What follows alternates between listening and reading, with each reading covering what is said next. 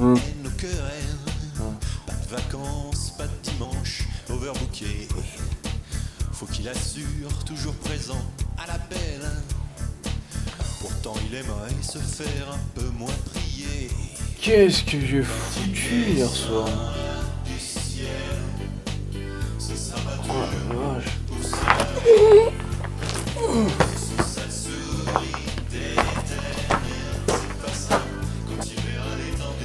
Oui, il y a énormément de comics de Noël excellemment bons, mais dont je ne peux pas parler dans un épisode en entier pour une raison ou pour une autre. Bah du coup, on va se faire un petit top, histoire d'avoir le meilleur de ces courts récits. Et histoire d'éviter que ce top ne dure jusqu'au prochain calendrier, parce que je pense que je pourrais aller jusque là, on ne va choisir que 6 récits. C'est parti. Numéro 6, Merry Mutants Melody, dans What's the numéro 7. Commençons en douceur avec quelque chose de plutôt particulier, puisque l'on parle ici de parodies de chansons. 4 parodies de chansons de Noël pour être plus précis, et chacun sur un mutant, avec les personnages de Wolverine, Kitty Pryde, Dazzler et Jean Grey. Et comment dire...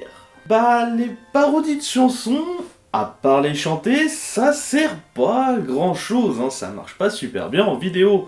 Et j'ai 2 problèmes quand on fait de chanter. 1. Ma voix est pas super terrible. Et de 2. Les paroles sont en anglais. Ce qui veut dire que la plupart va pas biter grand chose. Donc bon, bah, même si les paroles sont excellemment sympathiques, ce ne sera pas possible. Numéro 5. Batman Silent Night, dans le DC Universe Holiday Special de 2009. Cette histoire est une histoire muette sans aucun dialogue sur 7 pages. Batman court après un bandit déguisé en Père Noël dans une Gotham enneigée. Le malfrat, suite à une salve de mitraillettes, réussit à se cacher dans un entrepôt où les différentes personnes employées pour jouer le rôle du Père Noël se sont retrouvées et partagé un bon petit repas chaud. Le Chevalier Noir reconnaît quand même le bandit à la neige sur ses bottes et l'attaque, et heureusement que personne n'était sorti fumer une petite clope avant cela. Puis les Pères Noël invitent Batman à boire du lait et des cookies avec eux, avec le malfrat attaché à côté, vous savez, comme Assurance Tourix lors d'un des banquets de fin d'album d'Astérix. Et oui, l'histoire est jolie et bien sympa, mais bon, c'est quand même un peu short pour faire un épisode en entier. Même avec un générique de 30 secondes. Numéro 4, The Gift, dans le DCU Holiday Bash de 1998. L'histoire est toute simple. Superman vient de combattre des robots à Metropolis, l'habitude, et semble avoir pris un peu cher vu que sa cape est en lambeaux. Il pose ensuite tranquillement les carcasses devant Lex Luthor en mode « Je sais que c'est toi, mais j'ai pas les preuves ». Puis il décide de rentrer à Smallville pour Noël et voit un cadeau signé du Père Noël, disant qu'il a aussi la télévision et donc qu'il a vu ce qui s'est passé et donc qu'il lui offre une nouvelle cape. Puis le couple Kent sort dans leur cachette et c'est câlin collectif. Du coup, ouais, un petit comics en 3 pages, sans aucune parole, c'est chaud à faire tenir sur un seul épisode. J'aime bien cette histoire, même si bon, normalement, Clark Kent devrait repérer le couple Kent, voilà, un vision à rayon X, mais bon, il joue le jeu, voilà, tout ça, c'est, voilà. Voilà, c'est juste moi qui pinaille à mort, donc au prochain. Numéro 3.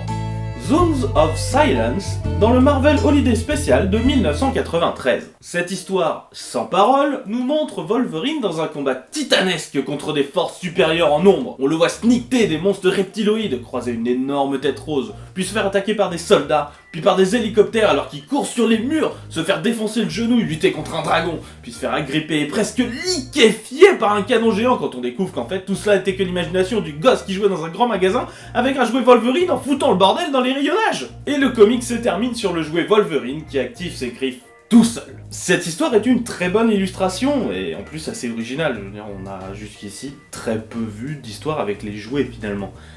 Mais il serait difficile d'en faire un vrai épisode. Bah, parce que... il y a que de l'action, et à part une énumération des ennemis pendant un moment, comme je viens un peu de le faire, bah, on n'aurait pas grand chose dans l'épisode, à part la chute qui est très très bonne. Voilà, cela n'enlève rien à la qualité de l'histoire, mais ce serait très compliqué d'en faire un épisode normal. Numéro 2. Present Tense, dans le DCU Holiday Bash de 1998. Tout commence alors que Darkseid est alarmé par l'arrivée d'un ennemi qui passe tous les périmètres de défense sans aucun problème. Pourtant, sur Apocalypse, il y a ce qu'il faut au niveau sécurité, Il se défoule sur son paradémon, puis un des gardes lui apprend qu'il est ici. Sur la planète? Déjà? Non, grand Darkseid. Dans cette pièce? Le Père Noël arrive donc, lui disant « qui rend cela plus difficile chaque année ?» puis lui donne un bout de charbon, parce que c'est ce qu'on donne aux méchants. Puis le Père Noël s'en va en courant alors que Darkseid ordonne sa mort. Mais celui-ci s'échappe encore une fois sans problème.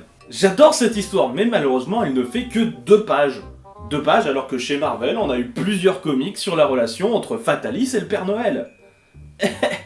Je sais pas moi, on pourrait avoir le Père Noël qui essaye de donner des cadeaux à l'entièreté de la population d'Apocalypse, peut-être même de faire changer leur esprit, qui est pourtant avili tout à fait par l'antivie, voilà tout ça.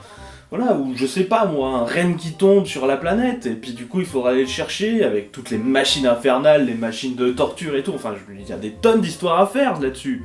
Mais non, on a droit à 2 pages, voilà, c'est 2 pages excellentes, mais qui du coup me frustrent, parce qu'il n'y en a pas plus. Et le numéro 1 est Satan's Little Helper, dans le DC Universe Holiday Bash numéro 1. Nous commençons notre récit dans une cave où a lieu un rituel satanique afin d'échanger son âme contre un vœu. Apparaît alors Etrigan, le démon rimeur, qui commence la transaction. C'est alors que la porte de la cave s'ouvre sur une petite fille qui veut savoir ce que fait son papa.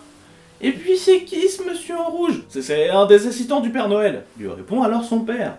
Du coup la gamine décide de regarder dans le sac et en tire ce qu'elle souhaite comme cadeau, à savoir une poupée Batman, quand on vous disait qu'il faisait la commercialisation, le petit Bruce Wayne. Et Trigan rigole donc et lui dit que le pacte est scellé et que son âme ira forcément aux enfers avant de disparaître. Puis ensuite la petite fille essaye de réconforter son papa qui pleure même si elle comprend pas très bien pourquoi. Fin. 2 pages de toute beauté. J'ai vraiment hésité à lui confier son propre épisode parce que j'adore vraiment cette histoire. Mais non, 2 pages c'est vraiment trop peu pour faire un épisode correct. Voilà, vraiment, ça marche pas. J'ai déjà réussi à faire 4 pages avec le Son of Satan, mais là je pourrais pas. Voilà, là c'est... Voilà, ça durait quoi, 1 minute et demie ? Non, franchement.